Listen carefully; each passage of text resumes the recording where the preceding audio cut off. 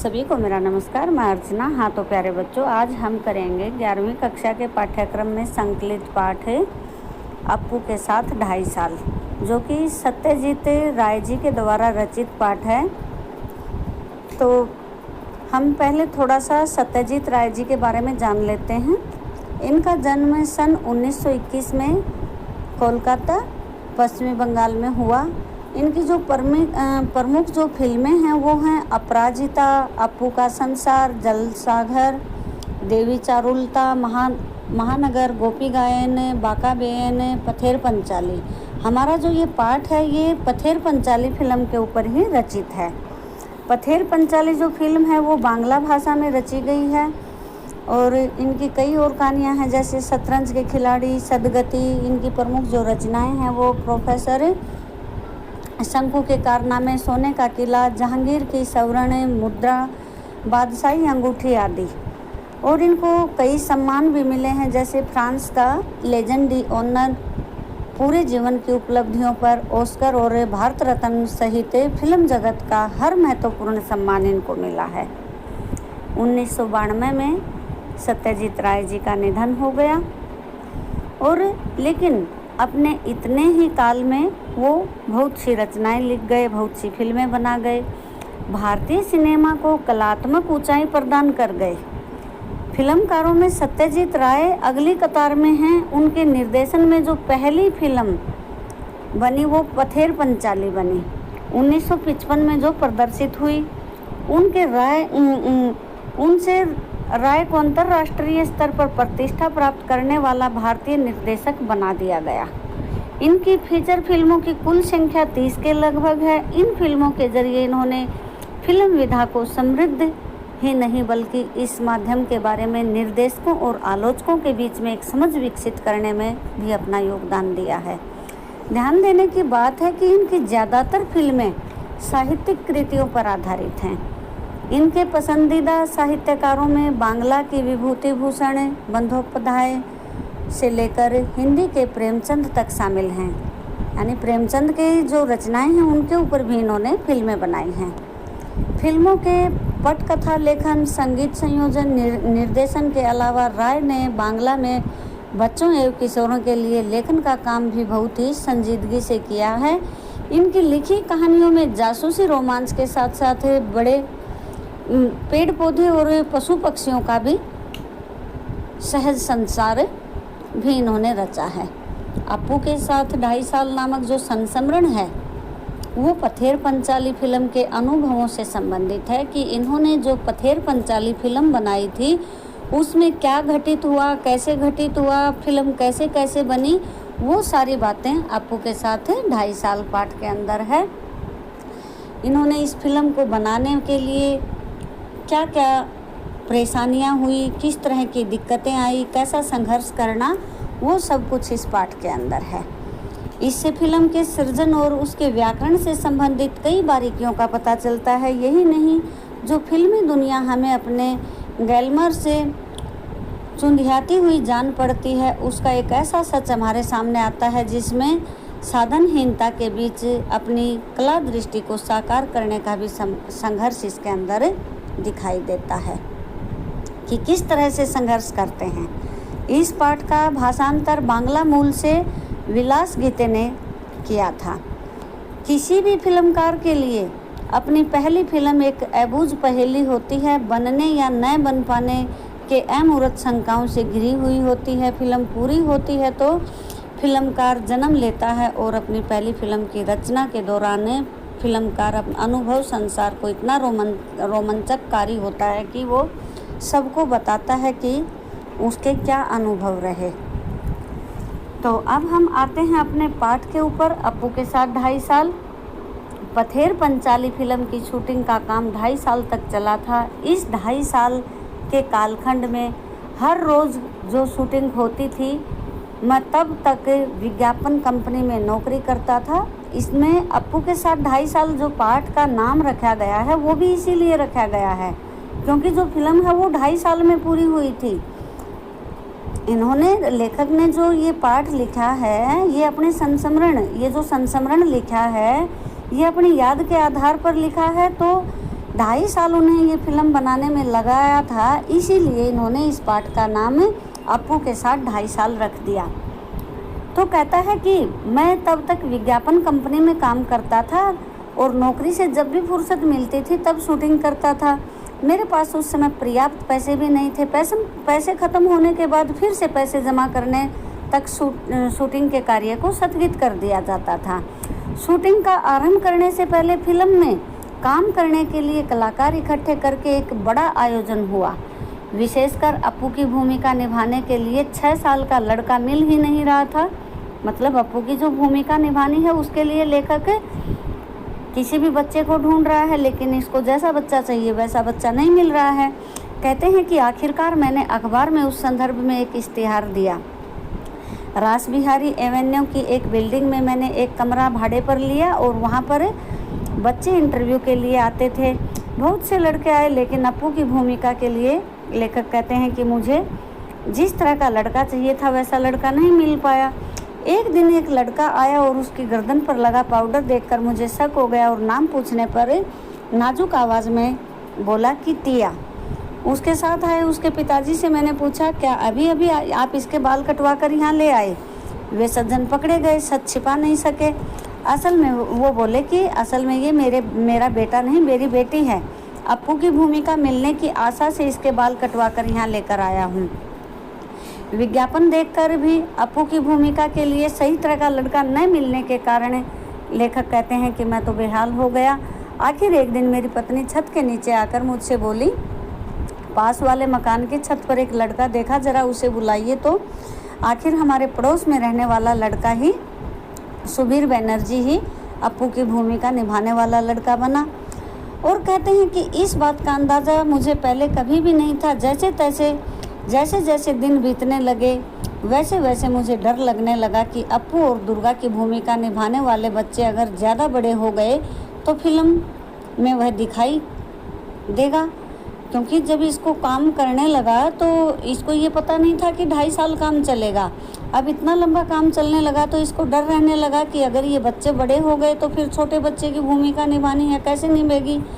और कहते हैं कि इंदिरा ठाकुराइन की जो भूमिका निभाने वाली 80 साल की उम्र की जो औरत थी चुन्नी बाला देवी, उनकी भी उम्र इतनी बढ़ती जा रही थी, तो ये डर लग रहा था कि कहीं उनकी वो परमधाम ना पहुंच जाएं उससे पहले ही। तो शूटिंग की शुरुआत में ही एक गड़बड़ हो गई। अप्पू और दुर्गा को लेकर कहते हैं कि हम कलकत्ता से 70 मील पर पालसीट नाम के एक गांव में गए और वहां रेल लाइन के पास काश फूलों से भरा एक मैदान था। अप्पू और दुर्गा पहली बार रेलगाड़ी देखते हैं। इस सीन को शूट करना था। यह सीन बहुत ही बड़ा था। एक दिन में उसकी शूटिंग पूरी होना नामुमकिन था। कम से कम 2 दिन लग सकते थे। पहले दिन जगदरात्रि पूजा का त्यौहार था और दुर्गा के पीछे पीछे दौड़ते हुए अप्पू काशफूल के बीच में पहुंचता है। मतलब शूटिंग में ये दिखाना था कि कोई भी बच्चा ट्रेन को पहली बार देखता है तो वो कैसा महसूस करेगा। और काशफूल के वन में कहता है कि दुर्गा पूजा होती है और काशफूल के वन में पहुंचता है। इस तरह से उस शूटिंग में दिखाना था। सुबह सुबह शूटिंग शुरू करके शाम तक हमने सीन का आधा भाग चित्रित किया। कहते हैं निर्देशक, छायाकार, छोटे अभिनेता अभिनेत्री, हम सभी इस क्षेत्र से नवागत थे। नवागत का मतलब कि हम सब वहाँ पर नए थे। नए होने के कारण कह रहे हैं कि हम वहाँ बोराए गए थे। बाकी का सीन बाद में चित्रित करने का निर्णय लेकर हम घर पहुँचे। 7 दिन बाद शूटिंग के लिए उस जगह गए तो वो जगह हम पहचान नहीं पाए। क्यों नहीं पहचान पाए? ऐसा लगा कि यहाँ तो हम कभी आए ही नहीं। कहाँ गए वे सारे काशफूल? अब सारे काशफूल कहाँ गए? कहता है कि इन 7 दिनों के बीच में जानवरों ने वे सारे काशफूल खा डाले थे। अब अगर हम उस जगह का बाकी हिस्सा आधे सीन की शूटिंग करते तो पहले आधे सीन के साथ उसका मेल कैसे बैठता?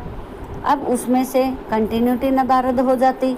कहते हैं कि उस सीन के बाकी अंश की शूटिंग हमने उसके अगले साल शरद ऋतु में, जब फिर से वह मैदान काशफूल से भर गया, तब भी उस समय रेलगाड़ी के भी शॉट्स लिए। लेकिन रेलगाड़ी के इतने शॉट्स थे कि एक रेलगाड़ी से काम नहीं चल रहा था। लेकिन एक के बाद 3 रेलगाड़ियों की शूटिंग के लिए हमने इस्तेमाल किया। सुबह से लेकर दोपहर तक कितनी रेलगाड़ियाँ इस लाइन पर से जाती हैं, यह पहले ही हमने टाइम टेबल देखकर जान लिया था। हर एक ट्रेन एक ही दिशा से आने वाली थी। जिस स्टेशन से वे रेलगाड़ियाँ आने वाली थी उस स्टेशन पर हमारी टीम के अनिल बाबू थे और रेलगाड़ी स्टेशन से निकलते समय अनिल बाबू भी इंजन ड्राइवर की कैबिन में चढ़ते हैं, क्योंकि गाड़ी की शूटिंग की जगह के पास आते ही ब्लोअर में कोयला डालना ज़रूरी था और ताकि कोयला धुआं निकले, कोयला डाले हुए कोयले से धुआं निकले और सफ़ेद काशफूल की पृष्ठभूमि पर अगर काला धुआं नहीं आया तो ये दर्शक कैसे अच्छा लगेगा, क्योंकि उन्होंने फिल्म के अंदर ये दर्शाना था कि पर्यावरण किस तरह से प्रदूषित हो रहा है। पथेर पंचाली फिल्म में जब यह सीन दिखाई देता है तब दर्शक पहचान नहीं पाते कि इस सीन के 3 अलग अलग रेलगाड़ियों का इस्तेमाल किया है, क्योंकि जब जो दर्शक होते हैं वो रेलगाड़ियों के ऊपर इतना ध्यान नहीं देते कि रेलगाड़ियाँ वही रेलगाड़ी है या अलग रेलगाड़ी है। आज के डीजल और बिजली पर चलने वाले इंजन के युग में वह दृश्य उस प्रकार से हम चित्रित न कर पाते। आर्थिक अभाव के कारण कहते हैं कि बहुत दिनों तक अलग अलग समस्याओं से हमें जूझना पड़ा और बताते हैं कि एक उदाहरण देते हैं कि क्या क्या समस्याएं आई। जैसे मूल उपन्यास में अपू और दुर्गा ने भूलो नामक पालतू कुत्ते का उल्लेख है। गांव से ही कहते हैं कि हमने एक कुत्ते को प्राप्त किया और उसमें से वो हमसे ठीक बर्ताव करने लगा। फिल्म में एक दृश्य ऐसा है कि अपू की माँ सरवजया अपू को भात खिला रही है और भूलो नाम का जो कुत्ता है वो दरवाजे के सामने आंगन में बैठकर अपू का भात खाना देख रहा है।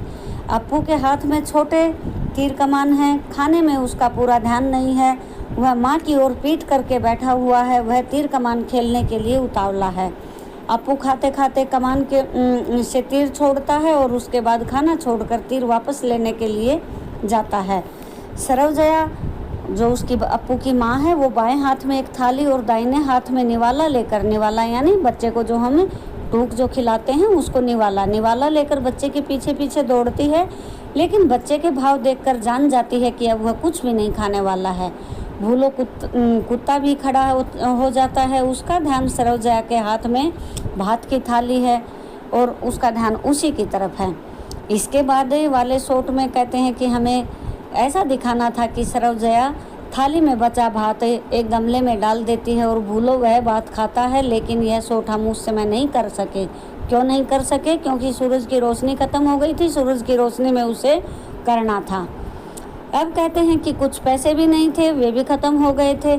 6 महीने बाद जब फिर से पैसे इकट्ठे होते हैं तो कहते हैं कि हम उस गांव में जाते हैं और सीन करने के लिए हमें वहाँ पहुँचते हैं, लेकिन वहाँ जाने पर हमें समाचार मिलता है कि भूलो कुत्ता अब इस दुनिया में नहीं रहा।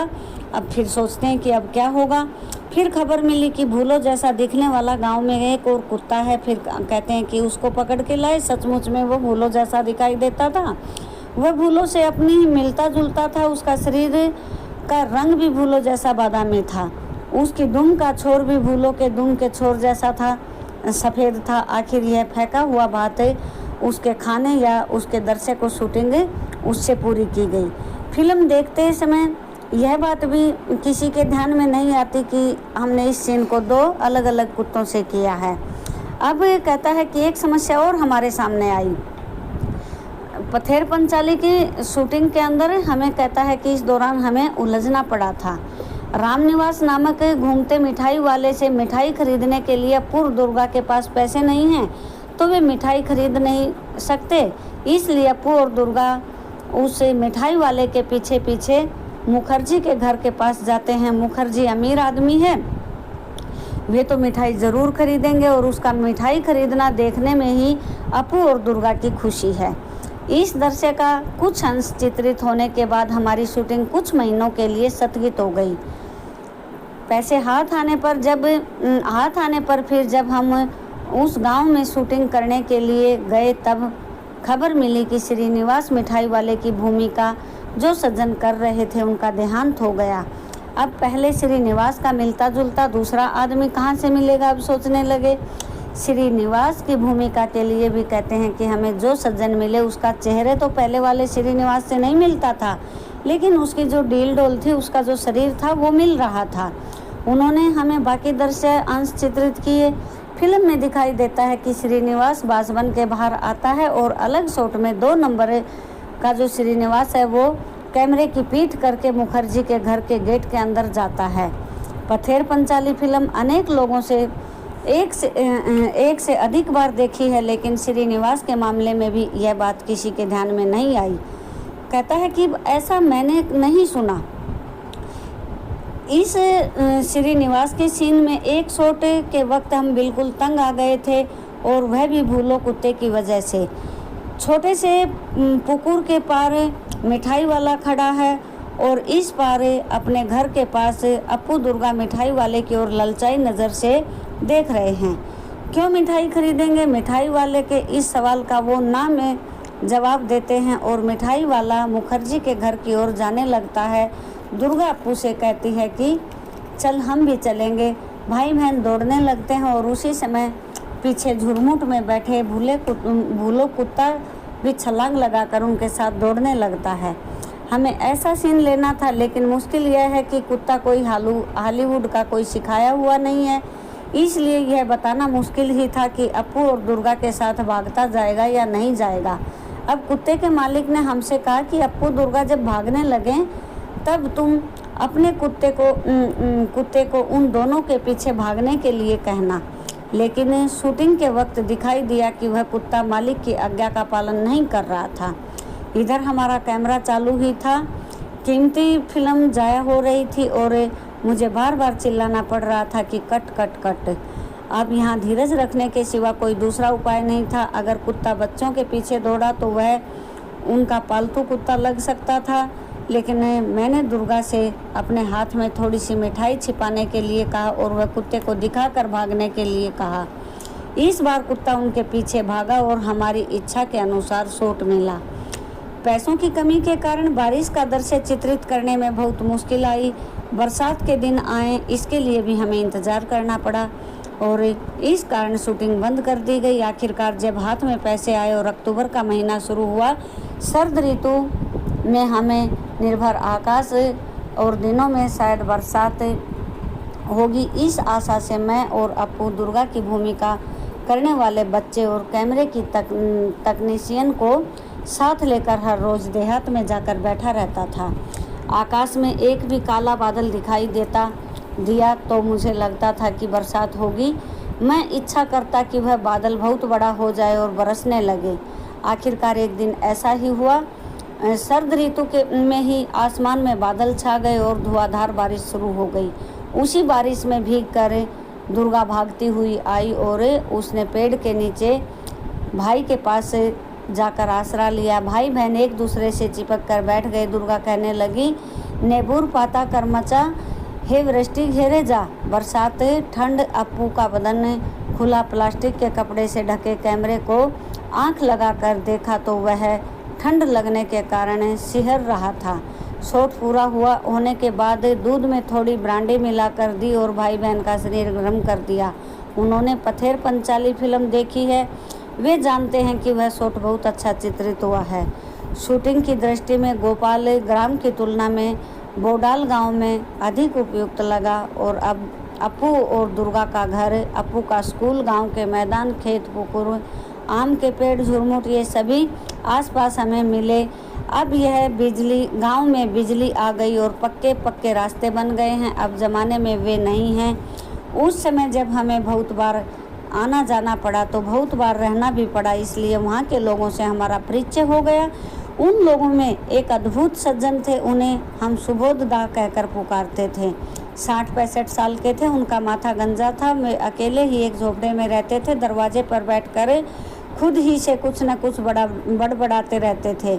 हम उस गांव में एक फिल्म की शूटिंग करने वाले हैं यह जानकर उसे गुस्सा हो गया। हमें देखने पर वे चिल्लाते और फिल्म वाले आए हैं, हम चले भी जाएंगे। भाई बहन दौड़ने लगते हैं और कहता है कि वो हमारे ऊपर चिल्लाने लगा कि भाई कि मारो इनको, लाठियों से मारो। पूछताछ करने पर लोगों ने बताया कि वे मानसिक रूप से बीमार थे।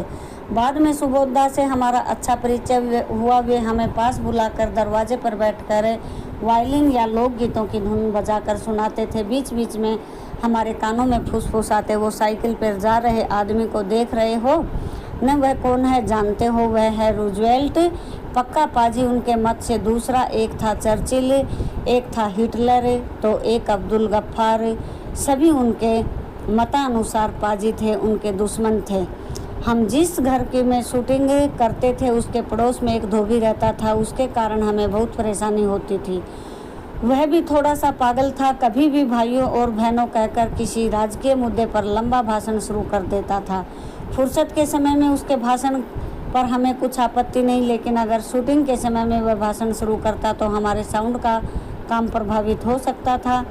उस धोबी के रिश्तेदारों ने अगर हमारी मदद न की होती तो धोबी सचमुच ही हमारा सिरदर्द बन जाता। जिस घर में हम पथेर पंचाली की शूटिंग करते थे वह घर हमें एकदम ध्वस्त अवस्था में मिला। उसके मालिक कलकत्ता में रहते थे, उसने हमसे वह घर शूटिंग के लिए भाड़े पर दिया था। उस घर की मरम्मत करके हमें शूटिंग के लिए ठीक ठाक करवाने के लिए हमें लगभग 1 महीना लगा। और उस घर में एक हिस्से में हम एक के पास एक ऐसे कुछ कमरे थे, वे हमने फिल्म में नहीं दिखाए। उन कमरों में हम अपना सामान रखा करते थे और एक कमरे में रिकॉर्डिंग मशीन लेकर हमारे साउंड रिकॉर्डिंग और भूपेन बाबू बैठा करते थे। हम शूटिंग के वक्त में उन्हें देख नहीं सकते थे, फिर भी उनकी आवाज़ सुन सकते थे। हर शॉट के बाद हम उनसे पूछते, साउंड ठीक है ना? भूपेन बाबू इस पर हाँ या ना का जवाब देते। एक दिन शॉट के बाद मैंने साउंड के बारे में उनसे सवाल किया, लेकिन कुछ भी जवाब नहीं आया। फिर एक बार पूछा, भूपेन बाबू साउंड ठीक है ना? इस पर भी हमें जवाब न आने पर मैं उनके कमरे में गया तो देखा कि एक बड़ा सा सांप उसके कमरे की खिड़की के नीचे उतर रहा था। वह सांप देखकर भूपेन बाबू सहम गए और उनकी बोलती बंद हो गई। वह सांप हमने वहां से आने पर कुछ ही दिनों के बाद देखा था। उसे मार डालने की इच्छा होने पर भी स्थानीय लोगों ने मना करने के कारण हमने उसे नहीं मारा। वहाँ वास्तु सर्प था और बहुत दिनों से वहाँ रह रहा था। तो इस पाठ के अंदर पूरी जो लेखक ने लिखा है अपना संस्मरण, इस संस्मरण में उसने पूरी कहानी को बताया है कि पथेर पंचाली फिल्म बनाते समय हमें क्या क्या दिक्कतें हुई। पथेर पंचाली जो फिल्म है वो बांग्ला भाषा की सत्यजीत राय की सबसे पहली फिल्म है। तो उन्हें ये इस पाठ में, इस संस्मरण में लेखक यही बताना चाहते हैं कि फिल्म बनाने के लिए भी किस किस तरह की परेशानियां उठानी पड़ती हैं। तो फिल्म बनाते समय उनके सामने क्या परेशानियां आई? एक तो सबसे बड़ी परेशानी थी पैसे की कमी। दूसरी परेशानी थी कि उसको समय नहीं था, बार बार उसे अपने विज्ञापन कंपनी से फुर्सत मिलती थी तभी वो फिल्म बनाने का कार्य करता था। और सबसे बड़ी जो दिक्कत थी वो थी पैसा। और बनाते वक्त क्या क्या दिक्कतें आई? कभी भूलो कुत्ता है वो नहीं रहता है, उसकी जगह दूसरे कुत्ते को लेना पड़ता है। कभी रामनिवास जो मिठाई वाला है उसकी जगह भी दूसरे व्यक्ति को लेना पड़ता है। और उसके मन में खटका था कि कहीं जो 80 साल की जो बुजुर्ग औरत है उसका जो सीन कर रहे हैं कहीं वो ना रहेंगी तो दिक्कत हो जाएगी। और इस तरह से उसके सामने ये दिक्कतें आती हैं। तो ये संस्मरण जो है हमारा एक बहुत अच्छा संस्मरण है। धन्यवाद।